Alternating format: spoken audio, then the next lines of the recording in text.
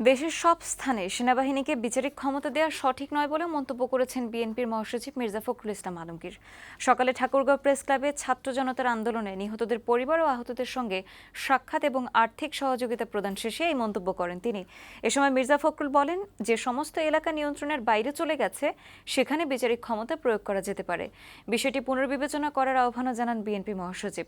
হাসিনা সরকারের জঞ্জাল পরিষ্কার করে অন্তর্বর্তীকালীন সরকারকে অতি দ্রুত সকলের অংশগ্রহণে নির্বাচনের ব্যবস্থা করার দাবিও জানান মির্জা ফখরুল।